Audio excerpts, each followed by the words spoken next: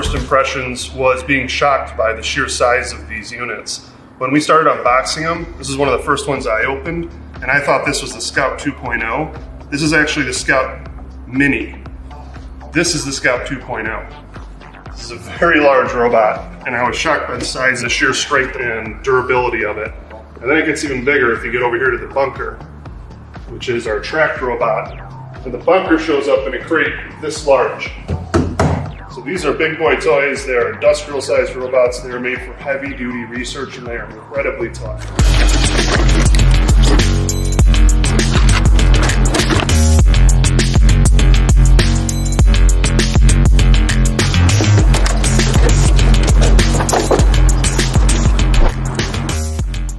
Another thing that stood out to us was how tough the suspension are on these units.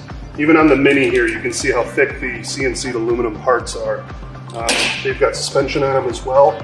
They're extremely rugged. I would have a hard time imagining anyone even breaking one of these. The other Mini, same suspension here. And then we get all the way over to the Scout 2.0. It's got a double wishbone suspension with huge shock absorbers on it. You can basically stand on this thing and ride it around. And you can see in here how robust it is. Again, it's almost over-engineered, but these are such strong motors and such strong units, they can carry the extra weight.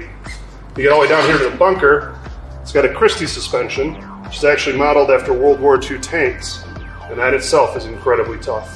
The Scout 2.0 comes with air-filled tires, as well as the Hunter. They're practically go-kart tires, they're very tough. They all come with emergency stop buttons as well. Another cool feature is that the Scout Minis come with two types of wheel drives.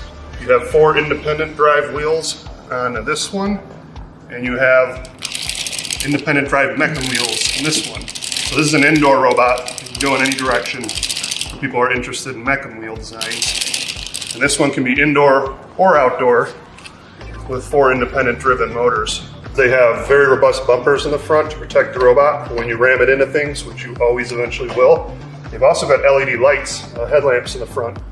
One of the hardware features that I really like is that the mounting rails on these are the same on every single platform. They're 300 millimeters wide, they use large industrial T-nuts, and you can mount things like your entire towers on here, your own robot arms, your own sensors, whatever you want. If you walk on down the line, you can see that every single robot's got them. All the way up to the bunker, it's the same size, so that was very smart because they made everything universal.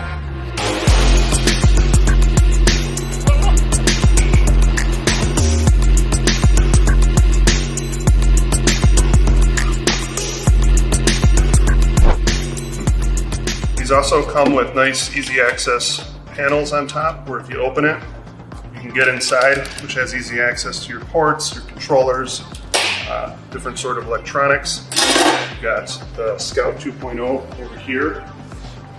Panel already open. Inside you can see your motors. You've got your motor controllers. You've got your power management systems.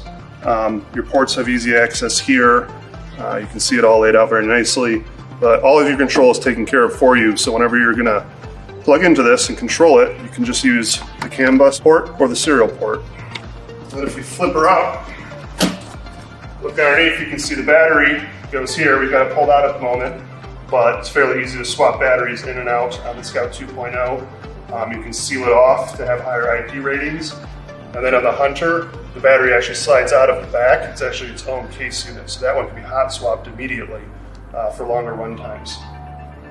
Very few units like this exist on the market where you have all of your electronics, all of your power management, all of your sensors connected down to your chassis, where all of your hardware is taken care of for you, and literally out of the box, it's ready to go and you can start developing. And we were incredibly impressed with how well this is put together. I mean, you literally have all of your electronics on one tower, and it mounts down with 4 bolts. And the entire control tower plugs into the back with 1 cable, CAN bus, and you have an entire development kit ready to go.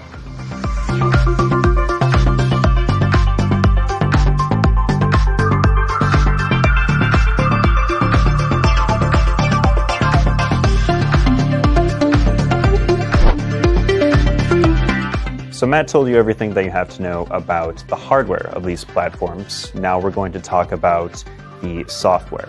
And the best way to talk about that is to start with the kinds of sensors and computing platforms that you have access to with these kits.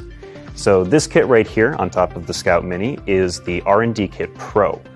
We have a standard version of it, which comes with slightly less sensors and computing power, but it's about 30% less in cost. This guy has a Velodyne Puck LiDAR, a RealSense D435 depth camera, an NVIDIA Xavier, and back here we have a 11-point-something inch screen.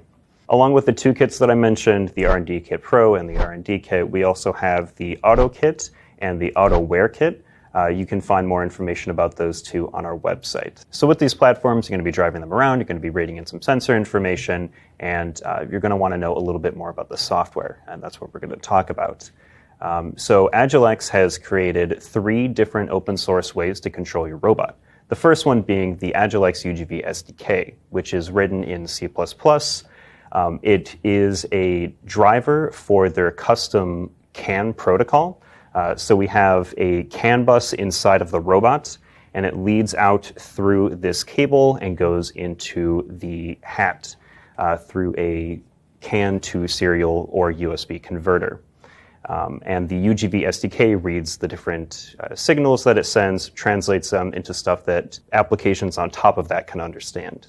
So the two ones for that are the Python SDK, which allows you to get things like the robot state, driver state, actuator state, and also to publish commands like velocities and light control. And then the final way that you can control your robot is through the various ROS drivers that are available on AgileX's GitHub.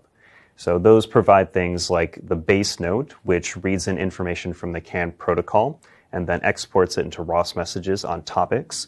There are also description packages, which hold things like URDF and mesh files that describe the robot and the various transformations that it has, as well as a couple packages just to launch some applications like driving and the description packages. Using those, you can build on top of them with other open source ROS packages that do things like mapping, navigation, path planning, obstacle detection, if you have a camera, tons of different applications, anything you could want to do with a robot. All of the links to the GitHubs will be in the description down below, as well as links to our product pages, product manuals, and anything else that we have mentioned in this video.